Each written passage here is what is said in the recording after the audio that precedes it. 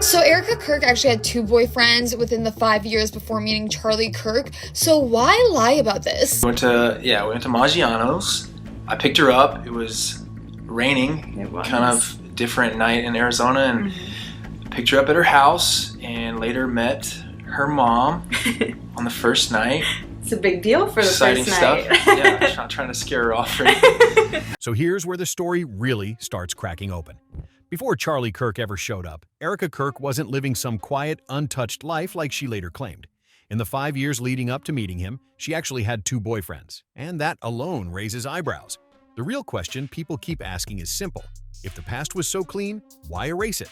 For years, Erika pushed one very specific version of her history.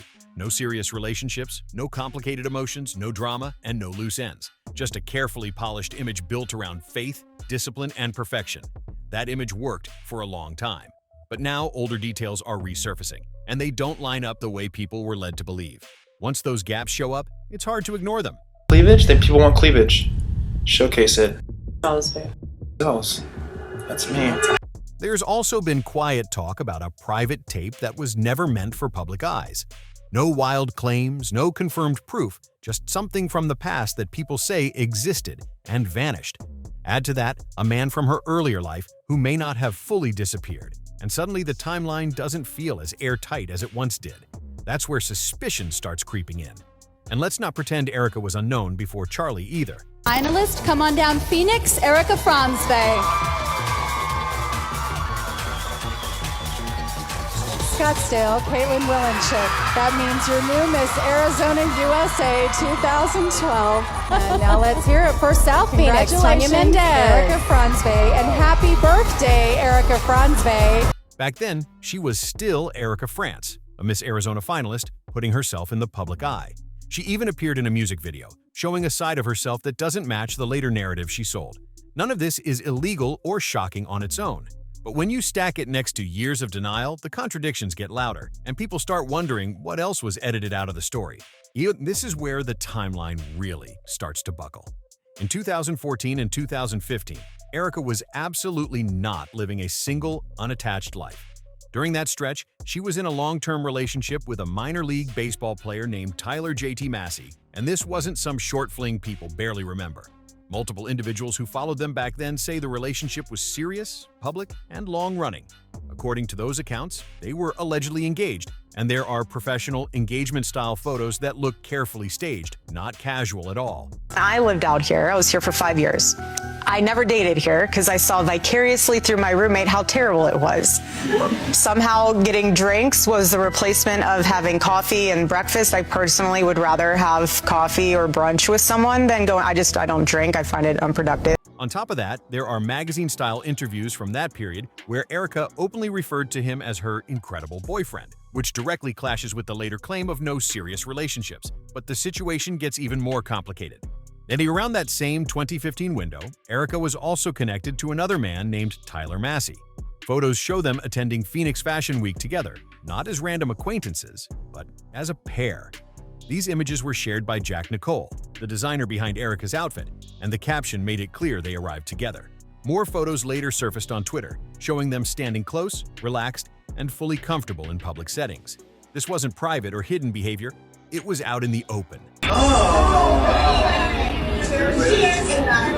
This is ridiculous.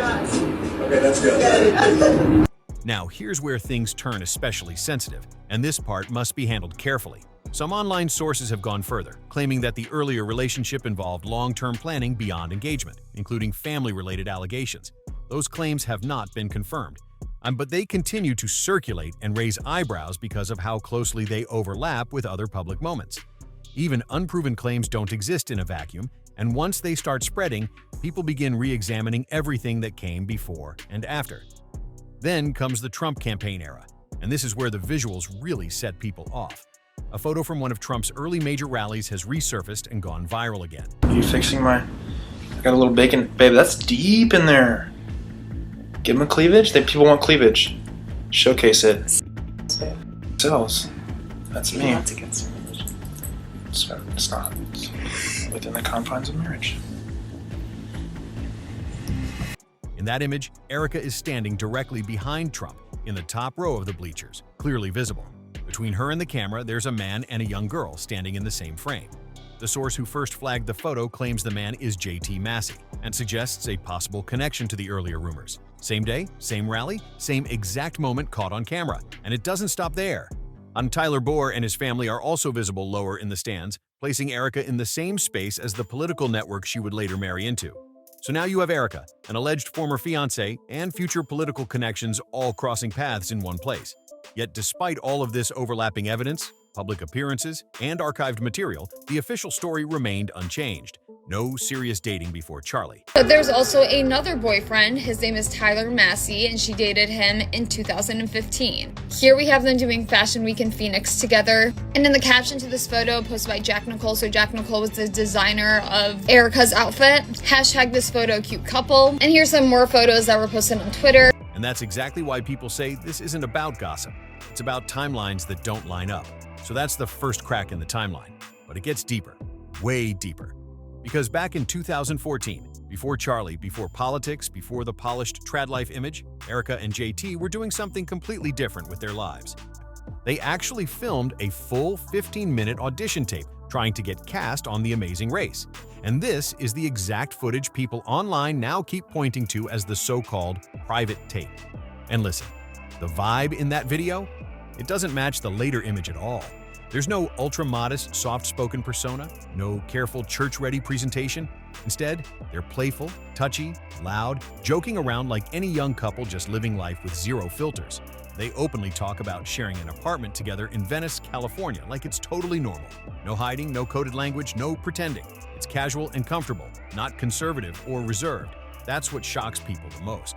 Because years later, the public brand became the complete opposite. Super traditional, super strict, all about purity and discipline. Organized chaos. Organized. We cook a lot together We do and cook dance in the together. I kitchen. like to eat. And he sings to me because he's an incredible singer. I love music. I love singing to when I'm away, he serenades me. He'll send me videos. Just a little something. So when viewers place that old audition tape next to the polished image she built with Turning Point USA, the contrast feels wild. It's like watching two totally different people. But here's where the inconsistencies stack even higher.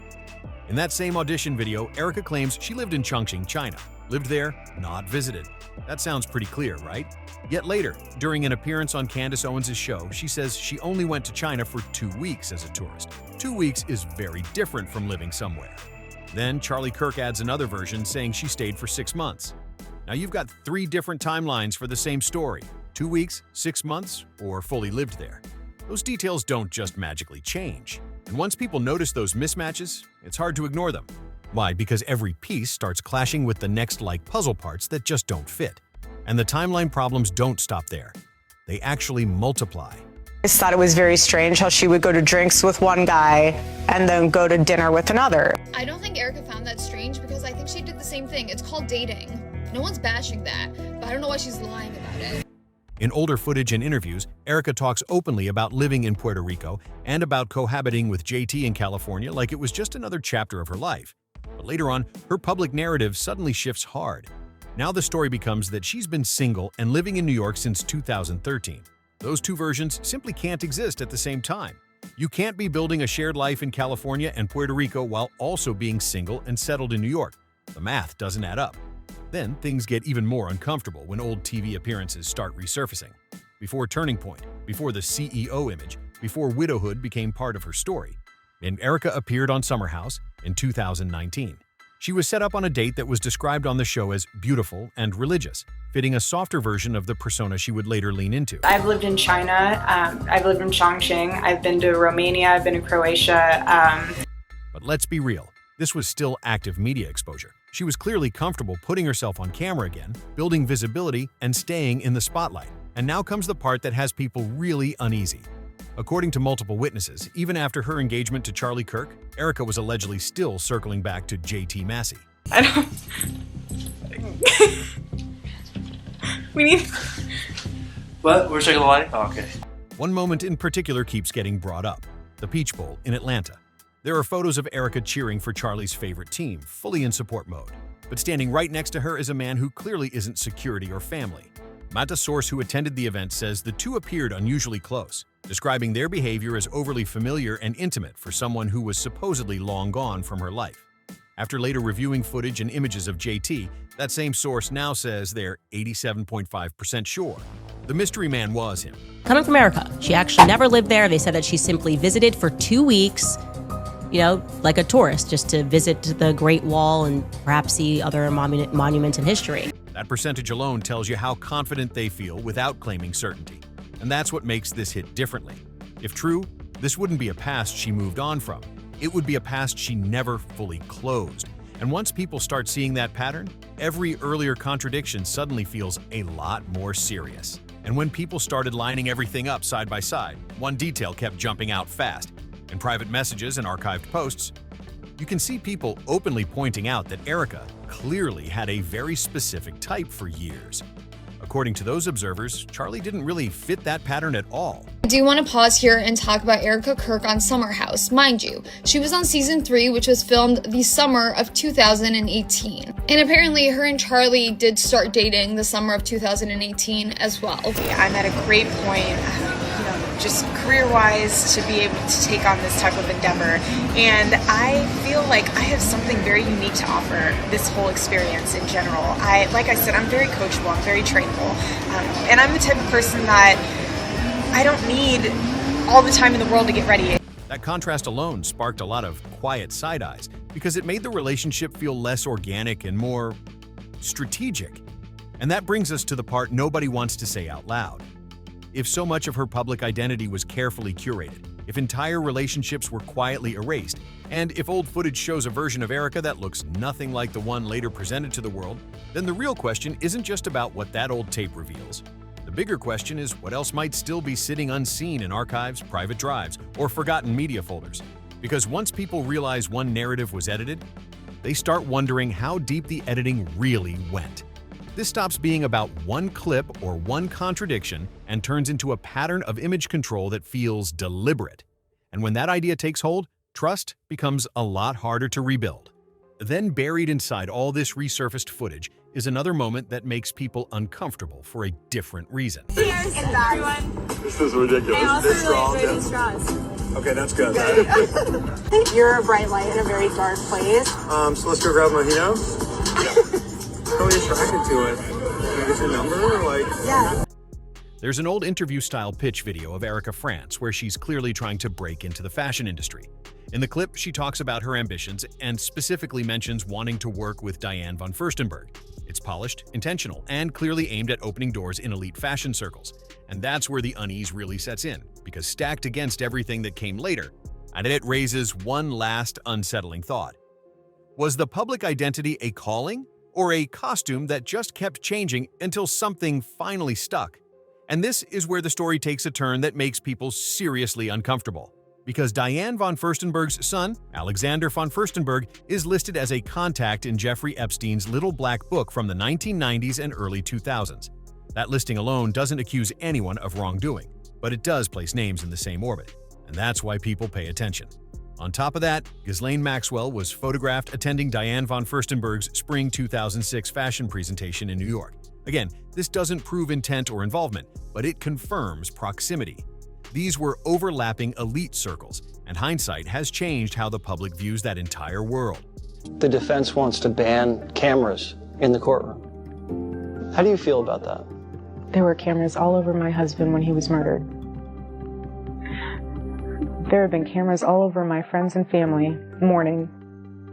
There have been cameras all over me, analyzing my every move, analyzing my every smile, my every tear. We deserve to have cameras in there. Why not be transparent? There's nothing to hide. I know there's not, because I've seen what the case is built on. Let everyone see what true evil is. This is something that could impact a generation and generations to come. And here's why this matters in context. Erika France was actively trying to break into that exact fashion and modeling ecosystem at the time.